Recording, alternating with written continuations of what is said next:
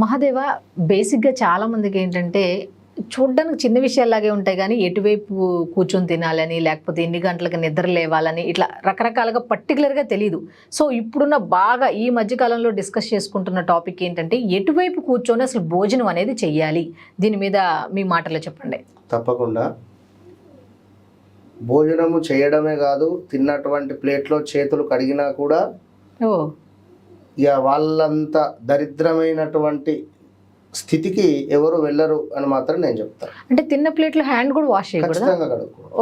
అది అలా చేసేటువంటి వారు 100కి ఒక 50% ఉన్నారు.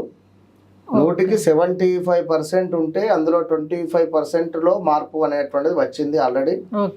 సో 50% లో ఇంకెంత తక్కువ వస్తుంది అనేటువంటిది అది ఇంకో 10 years వరకు చూసుకున్నాం. ఎందుకు అంటే భోజనము అనేటువంటిది వాస్తవానికి అది మనకు అన్నపూర్ణే సదాపూర్ణే శంకర ప్రాణవల్లభే జ్ఞాన వైరాగ్య సిద్ధ్యర్థం భిక్షాందేహి చ పార్వతి. అయ్యప్ప స్వాములు ఎప్పుడైనా భుజించేటువంటి సందర్భాలలో మీరు ఎక్కడికైనా వెళ్ళండి, ఏ దేవాలయానికైనా వెళ్ళండి, తూర్పు ముఖంగా కానీ లేదా ఉత్తర ముఖంగా కానీ కూర్చొని భోజనం చేస్తారు అధికంగా. సో తూర్పు ముఖంగా కానీ ఉత్తర ముఖంగా కానీ కూర్చొని భుజించడం ద్వారా ఇంట్లో పాజిటివ్ ఎనర్జీ అనేటువంటిది ఉంటుంది. అదేవిధంగా ఇంట్లో ధాన్యానికి సంబంధించింది కానీ ఆరోగ్యానికి సంబంధించింది కానీ అధికంగా ఇబ్బందులు అయితే ఉండవు. సో మనం ఎప్పుడైతే తూర్పుకు తిరిగి భుజించడము, ఉత్తరం తిరిగి భుజించడము ఎంతో శుభము. ఎవరైతే పడమరం వైపుగా కూర్చొని కూడా మ్యాక్సిమం తినకూడదు, కొన్ని సందర్భాలు అంతే.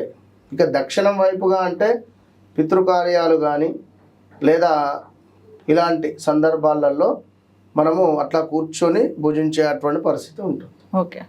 సో దక్షిణం వైపుగా కూర్చొని భుజించేటువంటి వారు మనకు ప్రేతతోని సమానం. అంటే ప్రేత తృప్తి పడుతుంది దక్షిణం వైపుగా కూర్చొని భుజించితే.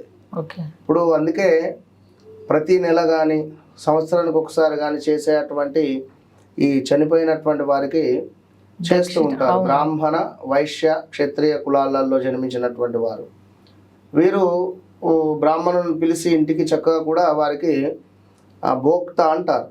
వారు తప్పకుండా దక్షిణ వైపుగా తిరిగి భుజించేటువంటి పరిస్థితి ఉంటుంది. కనుక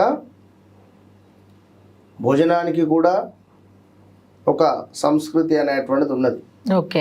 తప్పకుండా మనము తూర్పు అదేవిధంగా ఉత్తరం ముఖంగా భుజించడం ఎంతో శ్రేయస్కరము. ఇక పంక్తిలో కూర్చున్నప్పుడు మాత్రము మ్యాక్సిమము దక్షిణం అనేటువంటిది అయితే పనికిరాదు. ఇక అది లేకుండా కూర్చొని భుజించడము అనేటువంటిది శ్రేయస్కరం. దీనివల్ల మన ఆరోగ్యం కానీ మన ధనం కానీ హరించుకుపోకుండా, ఇప్పుడు కొన్ని ఫంక్షన్లలో కానీ కొన్ని సందర్భాలలో కానీ అతిగా భుజించడం ద్వారా అది సరిగ్గా డైజెషన్ కాదు. దాన్ని సుమారుగా ఒక 5-6 గంటలు దాని మీద మన దృష్టి ఉంటుంది. ఇప్పుడు కప్పను మింగినటువంటి పాము ఏ విధంగా ఎట్లా ఉంటుందో కొన్ని ఫంక్షన్లలో వెళ్ళి మనం భుజించిన తర్వాత ఇబ్బందికరంగా ఉంటుంది. అంతే ఉంటుంది. వాస్తవం ఎవరు నమ్మినా నమ్మకుండా.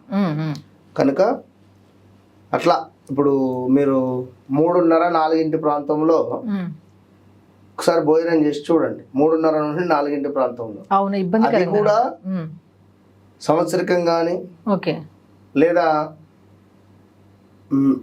ఇలాంటి మన ఎవరైనా ఫంక్షన్ అయినా మెచ్యూర్ ఫంక్షన్లలో ఒకసారి భుజించినట్టయితే మీకు ఆ రోజంతా అసలు ఆకలి కాకుండా అయితే వామిటింగ్ అన్న కావాలి, లేదా ఒక ఏదైనా ట్యాబ్లెట్ కానీ మీరు లైక్ ఏదన్నా తీసుకుంటే కానీ అది సరిగ్గా డైజెషన్ ఉండదు. కొన్ని ఉంటవి. అట్లా భోజనం అనేది ఎటువైపు తినాలి, ఎటువైపు తినకూడదు అనే విషయం మీద చాలా చక్కటి విశ్లేషణ అయితే ఇచ్చారు మహాదేవ. ధన్యవాదాలు. మహాదేవ్.